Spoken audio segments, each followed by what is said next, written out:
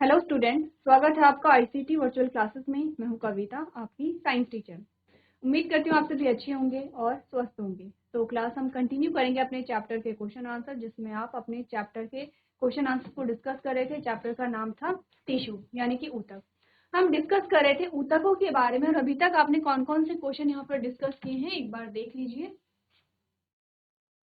एक बार देख लेते हैं अभी तक आपने कौन कौन से क्वेश्चन डिस्कस किए हैं यहाँ पर, जिसमें सबसे पहले आपने देखा कि इनमें से कौन सा ऐसा टिश्यू है जिसमें डेड सेल पाए जाते हैं। आपने कहा वो होगा आपका स्क्लेरेन्काइमा। ठीक है, नेक्स्ट क्वेश्चन में आपसे कहा गया था आपको इनकरेक्ट सेंटेंस यहाँ पर फाइंड करना था। आपने कहा था इंटर एपिकल और इंटर कैलरी मेरिस्टेम क्या है, परमानेंट टिश्यू है। ये यहाँ पर गलत कथन है। ठीक है, नेक्स्ट क्वेश्चन आपसे पूछा गया था girth of stem increase due to, आपने कहा था यहाँ पर लेटरल मेरिस्टेम की वजह से जो तना है उसकी थिकनेस यहाँ पर बढ़ती है। ठीक है, अगला प्रश्न आपसे पूछा गया था which cell does not have perforated cell wall, किस सेल में यहाँ पर क्या है, परफोरेटेड सेल वॉल नहीं होती। आपने कहा था कंपेनियन सेल्स होती है। अगला क्वेश्चन आपके पास आया था intestine absorb the digested food materials, what type of epithelial cells are responsible for that, कि यहाँ पर जो इंटेस्टाइन है वो पाचक भोजन को अवशोषित करती है। तो जो इंटेस्टाइन है वहां पर वो किस प्रकार के एपिथेलियल टिश्यू से बनी है। आपने कहा था कॉलमनर एपिथेलियम। ठीक है, चलिए नेक्स्ट क्वेश्चन आपसे पूछा गया था अगर किसी पर्सन का एक्सीडेंट हो जाता है, उसके हाथ की जो दो बोन है वो आपस में डिसलोकेट हो जाती हैं, आपस में टूट जाती हैं, यानी कि आपस में क्या हो गई है, सेपरेट हो गई हैं। ठीक है, टूटना मतलब आपस में सेपरेट हो गई हैं। तो क्या रीजन यहाँ पे रहा होगा। आपने कहा था कि यहाँ पर लिगामेंट ब्रेक हो गया है, क्योंकि लिगामेंट दो बोन को कनेक्ट करता है, टेंडन बोन और मसल्स को कनेक्ट करेगा। ठीक है, चलिए अगला जो प्रश्न है उससे आपसे पूछा गया कि जब आप काम कर रहे होंगे, जैसे कि आप रनिंग कर रहे हैं, तो आपके जो ऑर्गन्स है वो मूव करते हैं, जैसे कि आपके हाथ आपके पैर मूव करते हैं, तो उसका रीजन क्या रहा होगा। आपको कुछ कथन दिए गए थे, आपने कहा ऑप्शन नंबर डी यहाँ पर सही है। स्केलेटल मसल्स आपकी कॉन्ट्रैक्ट हुई, जब कॉन्ट्रैक्ट हुई तो उसने टेंडोन को क्या किया, पुल किया, खींचा, और टेंडोन से क्योंकि आपकी क्या जुड़ी हुई है, मसल्स जुड़ी हुई है, और मसल से क्योंकि आपकी बोन्स जुड़ी हुई है, तो आपके मसल्स और बोन्स में भी मूवमेंट आपको दिखाई दिया। क्लियर है इतनी बात। ठीक है, अच्छा क्वेश्चन था ये आपका। चलिए क्वेश्चन नंबर 8 आपके पास आया है विच मसल्स एक्ट इनवॉलेंट्री, यानी इनमें से वो कौन सी मसल्स हैं जो अनैच्छिक क्रियाओं को करने के लिए उत्तरदायी होती है। आपका ऑप्शन नंबर बी बिल्कुल सही था, सेकंड और थर्ड, जिसमें स्मूथ मसल्स और कार्डियक मसल्स आती हैं। क्या होते हैं इनवॉलेंट्री और वॉलेंट्री एक्शन, ये भी आपको बताए गए थे। चलिए नेक्स्ट जो क्वेश्चन आपके पास आया है उसमें आपसे पूछा गया है meristematic tissue in plants are, कैसे होते हैं। आपने कहा लोकलाइज्ड एंड डिवाइडिंग सेल्स होती हैं। ठीक है, क्वेश्चन नंबर 10 आपके पास आया है, आपने कहा which is not a function of epidermis, epidermis का फंक्शन इनमें से कौन सा नहीं है। तो हमने कहा था एपिडर्मिस क्या है, आपकी आउटर मोस्ट लेयर है, आउटर मोस्ट लेयर है यहाँ पर। तो क्या क्या फंक्शन होगा। आपने कहा प्रोटेक्शन तो प्रोवाइड करा रही है, क्योंकि अगर आउटर मोस्ट लेयर है तो प्रोटेक्शन इसका काम होता है। आपने कहा गैसेस एक्सचेंज होगा, क्योंकि स्टोमेटा कहाँ पे है, आपने कहा एपिडर्मिस पे है। आपने कहा कि ट्रांसपिरेशन होगा, क्योंकि ट्रांसपिरेशन भी कहाँ से हो रहा है, स्टोमेटा से हो रहा है। स्टोमेटा कहाँ पे है, आपने कहा एपिडर्मिस पे है।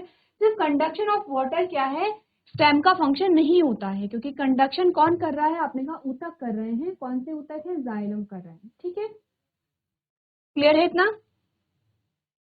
चलिए अब आपसे क्वेश्चन पूछा गया था, जो क्वेश्चन आपको होमवर्क में दिया गया था, आपसे कहा गया था सेलेक्ट द इनकरेक्ट सेंटेंस। आपको इस क्वेश्चन में इनकरेक्ट सेंटेंस को सेलेक्ट करना था। एक बार पढ़ लीजिए क्वेश्चन को, क्योंकि आपके लिए होमवर्क में दिया गया था। ऑप्शन क्या क्या है, blood has a matrix containing protein salt and hormone.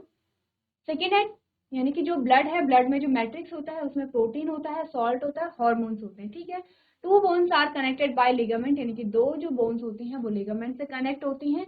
तीसरा ऑप्शन कह रहा है tendons are non fibrous tissues and fragile, जो टेंडोन होते हैं वो नॉन फाइब्रस होते हैं और इनमें मूवमेंट नहीं पाया जाता है। ठीक है, लास्ट कह रहा है cartilage is a form of connective tissue, जो कार्टिलेज है वो कनेक्टिव टिश्यू की फॉर्म है। बताइए कि कौन सा इसमें कथन सत्य है। इसमें आपको बताना है कि कौन सा कथन सत्य नहीं है, इनकरेक्ट पूछा गया। ठीक है, क्वेश्चन को एक बार पढ़ लेंगे। आपको कहा गया सेलेक्ट द इनकरेक्ट सेंटेंस, यानी कि आपको गलत कथन यहाँ पर चूज करना है। चलिए तो नेक्स्ट क्वेश्चन देखिए, अगला जो प्रश्न आपके पास आया है चलिए इसका आंसर पहले देख लीजिए। इसका आंसर जो आपके पास आया है वो है ऑप्शन नंबर सी, जिसमें कहा गया है कि tendon are non fibrous tissue and fragile. ठीक है, ये आपका क्या है, इनकरेक्ट सेंटेंस यहाँ पर आपका आता है। चलिए अब आपसे पूछा गया है क्वेश्चन नंबर 12, जिसमें कहा गया है cartilage is not found in. तो सबसे पहले कार्टिलेज क्या होता है, जब आपने पढ़ा था किसके बारे में, बोन्स के बारे में आपने बात की थी। आपने कहा था बोन्स होती हैं और कार्टिलेज होता है, दोनों में डिफरेंस क्या होता है। जो बोन्स होती हैं वो आपके टफ होते हैं, उसका जो मैट्रिक्स होता है वो रिजिड होता है, ठीक है। लेकिन जो कार्टिलेज होती हैं वो क्या होती हैं, सॉफ्ट होती हैं। बोन का ही टाइप होता है, सॉफ्ट होती है। जैसे कि आपने कहा इस वाले रीजन में, ठीक है, इस वाले रीजन आपने क्या कहा, आप अपने जो कान है उसे फोल्ड कर सकते हैं, तो ये क्या आपका कार्टिलेज वाला पोर्शन आता है, सॉफ्ट होता है। वही अगर मैं बात करूँ इस बोन की, क्या आप इस बोन को मूव कर सकते हैं, क्या आपकी ये वाली जो बोन है हाथ की, क्या वो फ्लेक्सिबल है। आपने कहा नहीं, ये फ्लेक्सिबल नहीं है, ठीक है। डिफरेंस समझिए। अब आपको ये बताना है कि कार्टिलेज कहाँ पे नहीं पाया जाता है। आपके पास ऑप्शन है नोज में, ईयर में, किडनी में और लैरिंग्स में। तो क्या आपका ऑप्शन होगा, आपने कहा नोज। आपने कहा नोज, अगर आप देखेंगे आप नोज को आराम से मूव कर सकते हैं, ठीक है। आपने कहा अपनी ईयर्स को आप क्या कर सकते हैं, मूव कर सकते हैं। तो क्या किडनी में पाया जाता है, आपने कहा आपका आंसर क्या होगा कि आपकी किडनी में कार्टिलेज पाया जाता है। आपने कहा नहीं, किडनी में कार्टिलेज नहीं पाया जाता है, आपके लैरिंग्स में भी कार्टिलेज पाया जाता है, ठीक है। ऑप्शन आपका क्या सही आया, ऑप्शन नंबर सी यहाँ पर करेक्ट है। जो किडनी है, किडनी में आपका कार्टिलेज नहीं पाया जाता है, ठीक है। चलिए नेक्स्ट आपसे पूछा गया है fats are stored in human body as. जो फैट है, जो वसा है, उसका डिपोजिशन हमारी बॉडी में होता है। कैसे होता है, आपने कहा क्यूबॉइडल एपिथेलियम में होता है, एडिपोज टिश्यू में होता है, बोन्स में होता है, या फिर कार्टिलेज में होता है। आप बताइए। इजी इजी है आपके पास, क्योंकि आपने क्या पढ़ा था जब आपने जंतु ऊतक के बारे में बात की थी। हर एक का काम आपने देखा था। आपने कहा था एपिथेलियल टिश्यू, जिसमें क्यूबॉइडल एपिथेलियल टिश्यू की बात आई है, तो आपने कहा प्रोटेक्शन होता है। यहाँ पे 3 फंक्शन आपने पढ़े थे अगर आप एपिथेलियल टिश्यू की बात करें तो, ठीक है। उसके बाद आपने एडिपोज टिश्यू पढ़ा। आपने कहा बोन्स, बोन्स का क्या काम है, बोन्स का क्या काम है, हड्डियों का। आपने एक तो हमारी बॉडी पे प्रॉपर शेप जो देता है वो हमारी बोन्स ही देती हैं, ठीक है। होता है ऐसा, आपका जो स्केलेटल सिस्टम बना हुआ है वो किससे बना है, बोन से मिलकर के बना है, जो कि हमारे शरीर को एक फ्रेम देता है। फिर आपने कहा जो मूव आप कर रहे हैं, आप जो भी गति आपकी बॉडी में पाई जा रही है उसमें भी बोन्स का क्या होता है, रोल होता है। फिर आपने कहा जो आपके इंटरनल ऑर्गन्स हैं उन्हें क्या देते हैं, सेफ्टी प्रोवाइड कराते हैं, ठीक है। आपका जो कंकाल तंत्र है उसके अंदर आपके जो बहुत इंपॉर्टेंट ऑर्गन्स रहते हैं, ठीक है। कार्टिलेज, आपको पता है कि कार्टिलेज कहाँ पाए जाते हैं, क्या उसका फंक्शन होता है। एडिपोज टिश्यू के बारे में आपने क्या पढ़ा था, क्या होता है एडिपोज टिश्यू, जो कि यहाँ पर फैट का डिपोजिशन करेगा, ठीक है। ध्यान रखिए, एडिपोज टिश्यू क्या करेगा, फैट का डिपोजिशन करेगा। अगर मैं आपसे पूछूं कि एडिपोज टिश्यू किसका प्रकार है, क्या बात आपने की थी यहाँ पर। अच्छा, ये कार्टिलेज की बात की गई थी यहाँ पर कि कार्टिलेज क्या है, कनेक्टिव टिश्यू। अगर मैं आपसे पूछूं कि जो एडिपोज टिश्यू है वो किसका प्रकार है, ये आपको क्या करना है, होमवर्क में पढ़ना है। आपने जब जंतु ऊतक के बारे में बात की थी तो 4 प्रकार के ऊतक पढ़े थे। एनिमल टिश्यू की जब आपने बात की थी, आपने बोला था एक तो एपिथेलियल टिश्यू है, एक तो क्या है,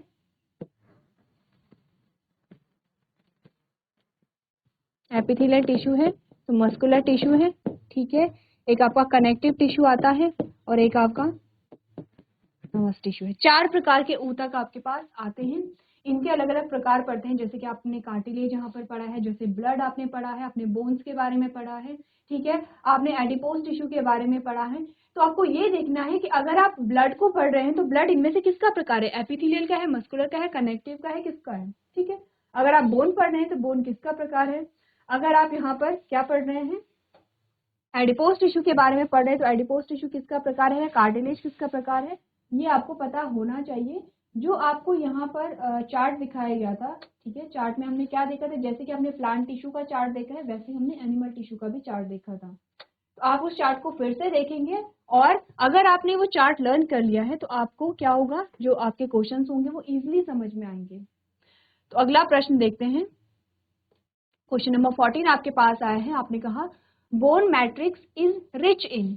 जो बोन का मैट्रिक्स होता है उसमें क्या क्या पाया जाता है। ऑप्शन है fluoride and calcium, calcium and phosphorus, calcium and potassium and phosphorus and potassium. अब देखिए मैट्रिक्स, आपने जब बात की थी कनेक्टिव टिश्यू की, संयोजी ऊतक की जब आपने बात की थी,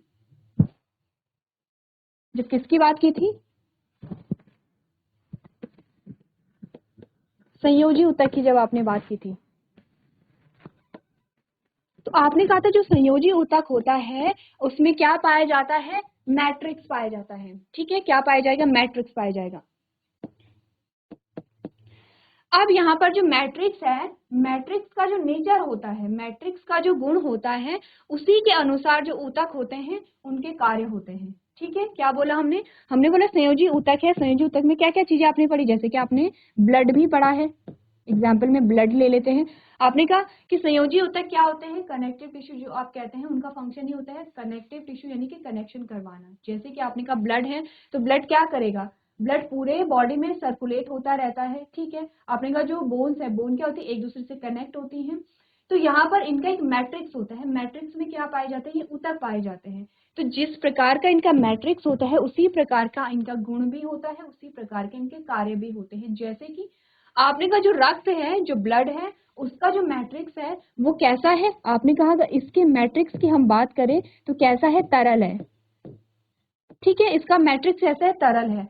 तो ब्लड का जो नेचर होता है वो कैसा है, लिक्विड में आपको देखने को मिलता है, तरल आपको देखने को मिलता है, और तरल है तभी ये पूरी बॉडी में सर्कुलेट हो रहा है।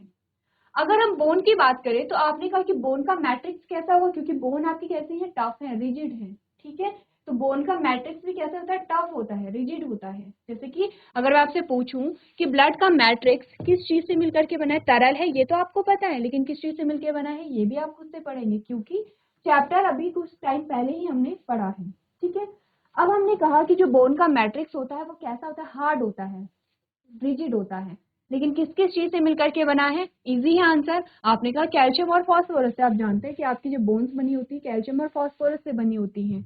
कैल्शियम और फास्फोरस का जो नेचर है वो कैसा है, आपने कहा कठोर है, इसीलिए आपकी बोन कठोर होती है, क्योंकि जो आपका ब्लड है उसका जो मैट्रिक्स है वो तरल होता है, इसीलिए जो आपका रक्त है वो क्या होता है, आपका उसका तरल नेचर देखने को मिलता है। क्लियर है इतनी बात। अगला जो क्वेश्चन आपके पास आया है उसमें आपने कहा contractile proteins are found in, जो कॉन्ट्रेक्टाइल प्रोटीन होती हैं वो प्रोटीन जो संकुचित होती हैं वो कहाँ पाई जाती है, बोन्स में, ब्लड में, मसल्स में या कार्टिलेज में। तो इजी क्वेश्चन है, इस क्वेश्चन को एक बार पढ़िए और अपने आंसर को यहाँ पर नोट कीजिए। चलिए एक बार क्वेश्चन को आप लोग देख लीजिए। चलिए, तो आपने बोला था कि कॉन्ट्रैक्शन के बारे में आपने क्या बात की थी, सबसे पहले आपको बोला गया है कॉन्ट्रैक्टाइल प्रोटीन के बारे में। ठीक है, कॉन्ट्रैक्टाइल प्रोटीन में क्या हो रहा है, आपने कहा कॉन्ट्रैक्शन होगा, जिसे आपने कहा संकुचन होगा। ठीक है, क्या हो रहा है, कॉन्ट्रैक्शन होगा, और क्या होगा, रिलैक्सेशन होगा, यानी कि संकुचन होगा और क्या होगा, वहां पर विराम अवस्था आएगी। तो कॉन्ट्रैक्शन कैसे होता है, आपने कहा जैसे कि ये रिलैक्स है, कोई एक ये प्रोटीन है इस प्रकार से, ये क्या है, रिलैक्स है, ये इसकी एक्चुअल पोजीशन है। कॉन्ट्रैक्शन हुआ तो आपने क्या बोला, पोजीशन चेंज हो गई है दोनों प्रोटीन की। अब पोजीशन चेंज हुई तो आपने कहा एरिया भी चेंज हो गया है। ठीक है, यही बात हमने पढ़ी थी। ये जो चीजें हो रही है ये कहाँ आपने पढ़ी थी, आपने कहा कि जहां पर आपने कहा मूवमेंट हो रहा है, मूवमेंट किसकी वजह से हो रहा है, आपने कहा आपके मांसपेशियों की वजह से हो रहा है। ठीक है, आपके मांसपेशियों में कॉन्ट्रैक्टाइल प्रोटीन होती हैं जो कॉन्ट्रैक्ट होती हैं और रिलैक्स होती हैं। कॉन्ट्रैक्शन और रिलैक्सेशन के द्वारा ही हमारे शरीर में क्या होता है, गति पाई जाती है। ठीक है, अब आपने कहा आंसर आपको पता चल गया है कि आपका आंसर होगा मसल्स। आपका आंसर क्या होगा, मसल्स होगा। मसल्स में क्या पाई जाती है, कॉन्ट्रैक्टाइल प्रोटीन पाई जाती है, जिसकी वजह से क्या होता है, आपकी बॉडी में मूवमेंट होता है। एक और चीज हमने बोली थी, हमने कहा था कि जो प्रोटीन होती हैं, ये जो कॉन्ट्रैक्टाइल प्रोटीन है यानी कि जो संकुचित होने वाली जो प्रोटीन होती हैं, इनका साइज चेंज नहीं होगा। ठीक है, साइज चेंज नहीं होता है, इनकी पोजीशन चेंज होती है, जैसे कि आप यहाँ पर देख सकते हैं। साइज सेम रहेगा, सिर्फ पोजीशन यहाँ पर चेंज हो जाएगी। क्लियर है इतनी बात। तो नेक्स्ट क्वेश्चन देखते हैं।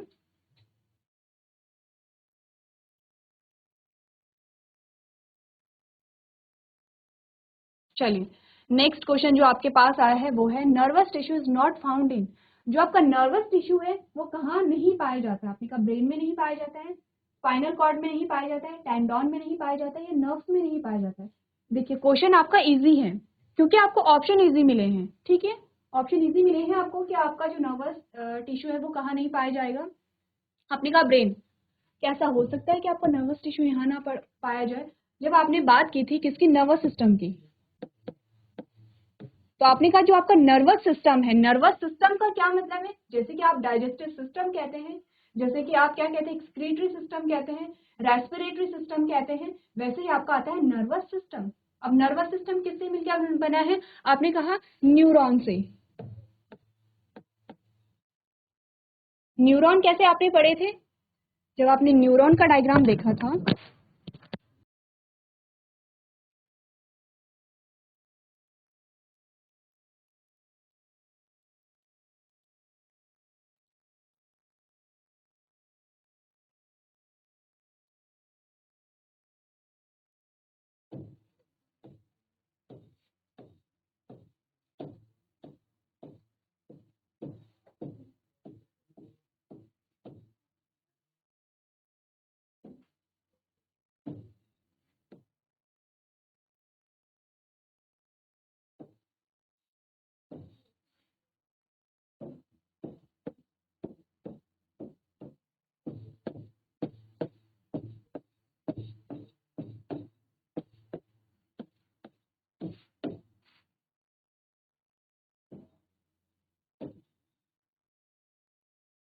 कि लेबलिंग आप लोग खुद करेंगे। ये है आपका न्यूरॉन, ठीक है।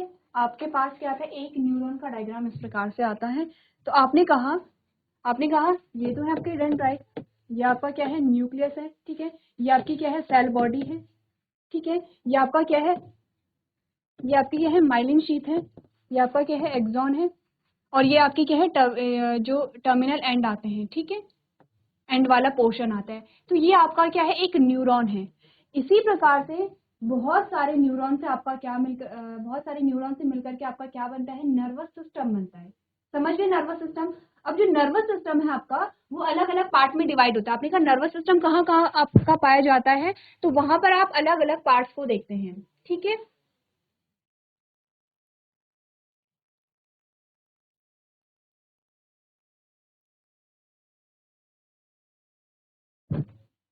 कौन कौन से पार्ट देखते हैं, आपने कहा जो नर्वस सिस्टम है उसका आपका आता है सीएनएस और पीएनएस। क्या फुल फॉर्म होती है, सेंट्रल नर्वस सिस्टम और पेरिफेरल नर्वस सिस्टम। जिसमें आपका क्या आता है, आपने कहा आपका ब्रेन आता है, आपका स्पाइनल कॉर्ड आता है। पेरिफेरल नर्वस सिस्टम आपकी पूरी बॉडी में क्या होता है, फैला हुआ होता है, ठीक है। अब आपने कहा आपका ब्रेन और स्पाइनल कॉर्ड आ गया, तो ब्रेन में पाया जाता है, आपके स्पाइनल कॉर्ड में पाया जाता है नर्व।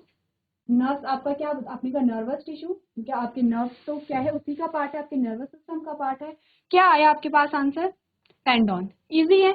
देखिए क्वेश्चन आपका क्या है, आपका क्वेश्चन अच्छा था, लेकिन आपके पास जो ऑप्शन आए हैं वो इजी आए हैं, क्योंकि आप जानते हैं कि ब्रेन, स्पाइनल कॉर्ड और नर्व, इनमें तो आपका नर्वस टिश्यू पाया ही पाया जाता है। तो ऑप्शन आपका सिर्फ टेंडॉन यहाँ पर बचता है। तो आपने कहा जो टेंडॉन है आपका, वहां पर नर्वस टिश्यू नहीं पाया जाता है।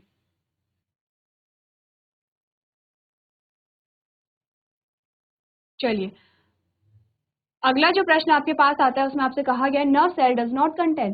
देखिए सेम क्वेश्चन है, क्वेश्चन यानी कि आपको पूछा सेम चीज आ रही है, बस क्वेश्चन की लैंग्वेज को चेंज कर दिया गया है। लैंग्वेज चेंज की है तो आपका आंसर भी थोड़ा क्या हुआ है, आंसर आपका सेम हुआ है, लेकिन आपका क्वेश्चन थोड़ा सा चेंज हुआ है। पहले में आपसे पूछा गया था कि नर्वस टिश्यू कहाँ नहीं पाया जाता है, और सेकेंड में आपसे पूछा गया कि नर्व सेल में क्या नहीं पाया जाता है।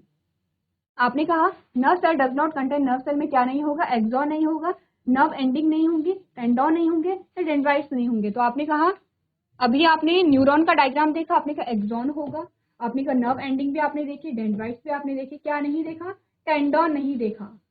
तो क्वेश्चन ऐसे ही आपके पास आते हैं, क्वेश्चन रिपीट होते हैं, बस क्वेश्चन की जो लैंग्वेज है वो चेंज हो जाती है, जो कि आपको समझनी है। तो आपसे दोनों क्वेश्चन अगर आप देखेंगे आपके पास सेम क्वेश्चन आए हैं, सिर्फ क्या है, लैंग्वेज यहाँ पर चेंज हो गई है, भाषा यहाँ पर चेंज हो गई। तो एक बार दोनों क्वेश्चन को देखिए कि दोनों क्वेश्चन में क्या यहाँ पर सिमिलैरिटी है और क्या डिफरेंस है। चलिए, तो अगला प्रश्न देखते हैं। आपके पास अगला प्रश्न जो आया है उसमें आपसे क्या पूछा गया है।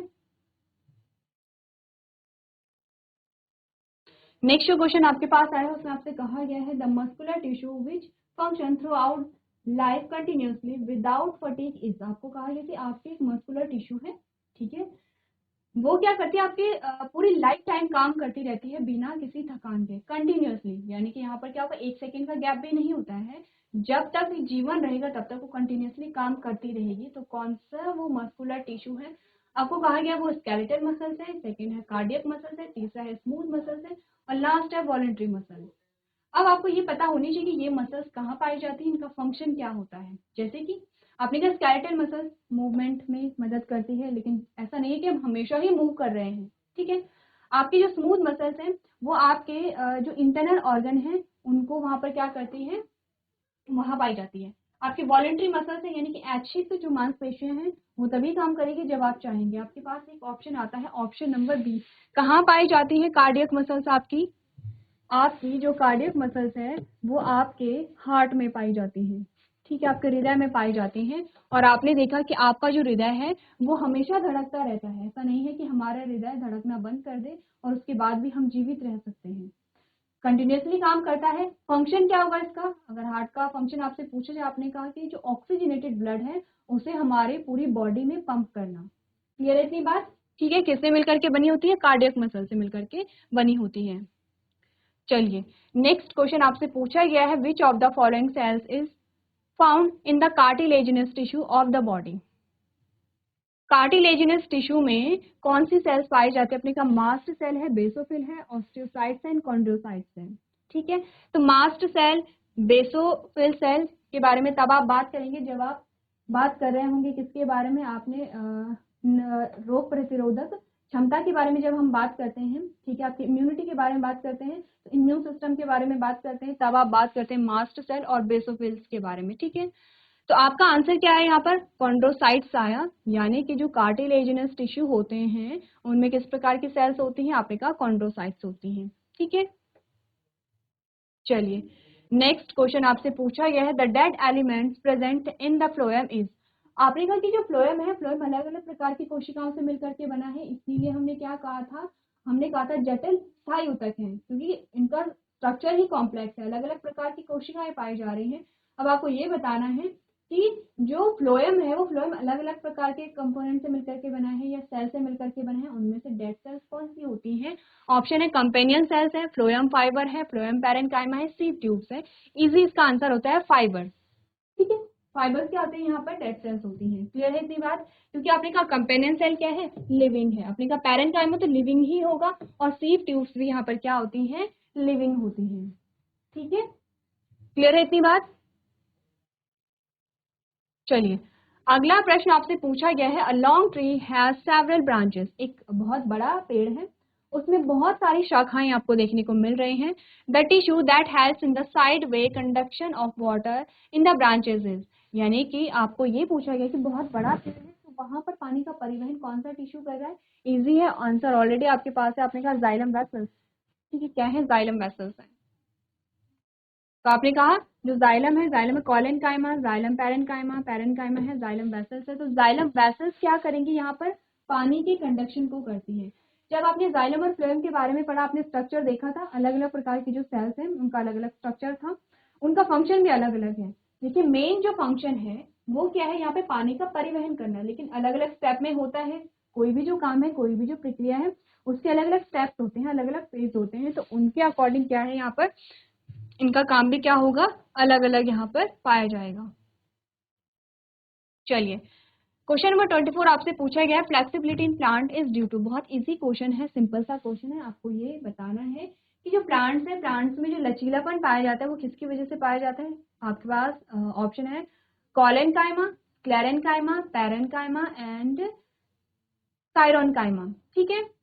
अब आप बताइए आपका आंसर यहाँ पर क्या होगा। आपने कहा अगर हम बात करें किसकी, कॉलेनकाइमा की, कॉलेनकाइमा का फंक्शन क्या था, इसी का फंक्शन था फ्लेक्सिबिलिटी प्रोवाइड कराना, ठीक है। स्काइरेनकाइमा है और पैरेन्काइमा है, कॉरियनकाइमा है। तो आंसर आपका क्या आया, ऑप्शन नंबर ए आपका क्या है, यहाँ पर सही आंसर आया, ठीक है।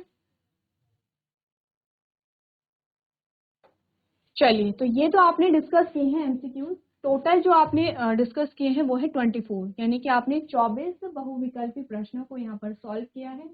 अब आपको देखना ये है कि 24 प्रश्नों में से आपके कितने आंसर सही आए हैं, कितने आंसर गलत आए हैं। सेम वैसा ही करेंगे जैसा हम हमेशा करते हैं। जो गलत आए होंगे उन्हें एक बार आप फिर से देखेंगे, पूरे टॉपिक को आपको देखना है, सिर्फ आंसर नहीं देखना है, पूरे टॉपिक को फिर से पढ़ना है जो क्वेश्चन आपके गलत हुए हैं। अब हम फिल इन द ब्लैंक्स यहाँ पर देखते हैं, यानी कि रिक्त स्थान देखते हैं, जिसमें सबसे पहले जो स्टेटमेंट आपके पास आई है, आपको कहा गया है apical meristem is present and at the growing tips of the stem and roots and increase the dash of the stem and the root।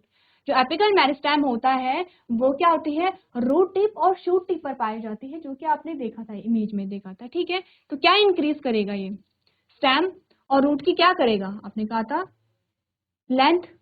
ठीक है, क्या कर रहा है, लेंथ को इंक्रीज कर रहा है। इजी था क्वेश्चन, सिंपल सा था।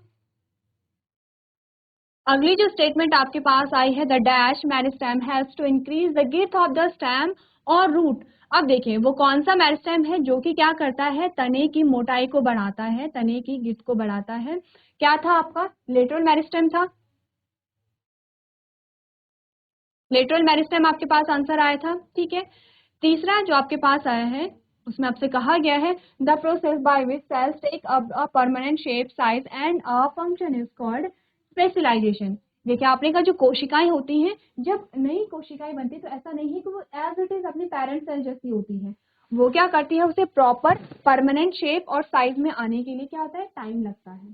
ठीक है, तो आपको क्या पूछा गया है कि उस प्रक्रिया का नाम बताइए जिसके द्वारा जो कोशिकाएं होती हैं वो परमानेंट शेप, साइज और फंक्शन में आती हैं। तो उस प्रोसेस को आप कहते हैं स्पेशलाइजेशन, यानी कि वो सेल्स की क्या है, स्पेशलाइजेशन है।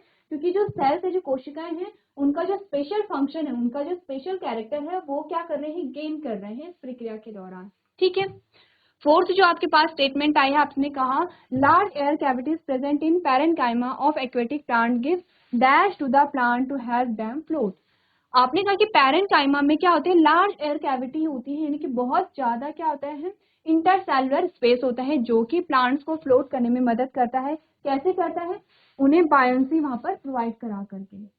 इसके अलावा आपसे और क्या पूछा जा सकता है, आपने कहा कि अगर पैरेन्काइमा में बहुत लार्ज एयर कैविटीज होती है तो उस टाइम पर पैरेन्काइमा को हम पैरेन्काइमा नहीं कहते हैं बल्कि एरेन्काइमा कहते हैं। क्लियर है इतनी बात? तो चारों स्टेटमेंट देखिए एक बार। चलिए तो कुछ और स्टेटमेंट यहाँ पर देख लेते हैं। इसमें आपसे कहा गया है collenchyma is a dash tissue present in plant which provide flexibility in plant. ठीक है, तो कॉरेन्काइमा क्या है, यहाँ पर आपने कहा सिंपल परमानेंट टिश्यू है। ठीक है, क्या है, सिंपल परमानेंट टिश्यू होगा। नेक्स्ट आपने बोला the husk of a coconut is composed of dash tissue. जो कोकोनट होता है जिसमें आपने बाहर रेशे रेशे देखे होंगे, तो वो किस चीज से मिलकर के बना है। तो हमने जब बात की थी कि कौन सा ऐसा टिश्यू है जिसमें डेड सेल्स पाई जाती हैं। ठीक है, क्योंकि उसका काम क्या था, और उसका काम था यहाँ पर मैकेनिकल सपोर्ट प्रोवाइड कराना, स्ट्रेंथ प्रोवाइड कराना। ठीक है, मेन काम सपोर्ट का है। इसलिए आपने कहा कि कैसा होगा, इसका नीचे रिजिड होता है। तो यहाँ पर आपको ये पूछा गया कि जो कोकोनट का हस्क है वो किस प्रकार के टिश्यू से बना होता है। स्क्लेरेन्काइमा की जब आपने बात की थी, आपने क्या बोला था, स्क्लेरेन्काइमा डेड सेल से मिलकर के बना होता है, मृत कोशिकाओं से मिलकर के बना होता है। ठीक है, क्लियर है इतना? नेक्स्ट जो स्टेटमेंट आपके पास आई है, two kidney shaped cells called dash cells enclose the stomata. आपने कहा कि दो किडनी के शेप की कोशिकाएं होती हैं जिसे आप क्या कहेंगे, जो कि क्या करेगा, स्टोमेटा को क्लोज करता है। तो बात हो रही है यहाँ पर स्टोमेटा की सेल्स की। आपसे ये सेम क्वेश्चन इस प्रकार से भी पूछा जाता है कि स्टोमेटा की ओपनिंग और क्लोजिंग के लिए कौन रिस्पॉन्सिबल है। आपने कहा था गार्ड सेल्स, बोला था, क्या बोला था, गार्ड सेल्स होती हैं। कितनी गार्ड सेल्स होती हैं, दो गार्ड सेल्स होती हैं। अब स्टोमेटा की ओपनिंग और क्लोजिंग कैसे हो रही थी, आपने कहा कि जो पानी की एंट्री और पानी की जो एग्जिट है, उससे जो गार्ड सेल्स है वो बल्ज आउट हो जा रहे थे, और फिर से अगर पानी रिमूव हो गया है तो अपनी शेप में वापस आ जा रहे थे।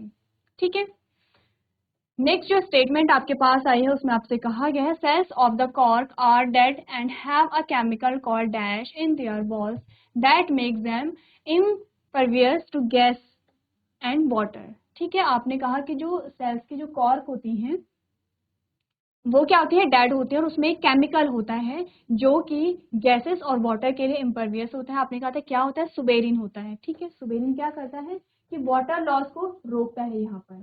ठीक है,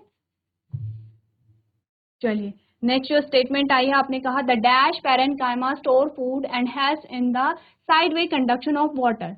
आपने कहा कि वो कौन सा पैरेन्काइमा है जो भोजन को संचित रखता है और यहाँ पर पानी के कंडक्शन में भी मदद करता है। आपने कहा जाइलम। ठीक है, इजी है। नेक्स्ट स्टेटमेंट जो आपके पास आई है उसमें आपसे कहा गया है the oesophagus and the lining of mouth are covered with dash epithelium. तो स्क्वैमस एपिथेलियम, आपका जो इसोफेगस होता है जो भोजन नली है, और आपका जो मुख है वो किसके द्वारा कवर्ड होता है? स्क्वैमस।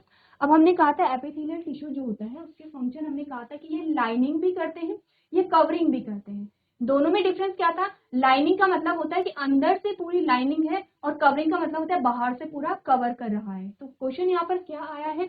आपने कहा कि कवरिंग का क्वेश्चन आया है कि जो इसोफेगस है और जो माउथ है वो किस प्रकार के एपिथेलियल टिश्यू से कवर्ड होता है? आपने कहा स्क्वैमस एपिथेलियल टिश्यू से होता है। ठीक है, क्लियर है इतनी बात?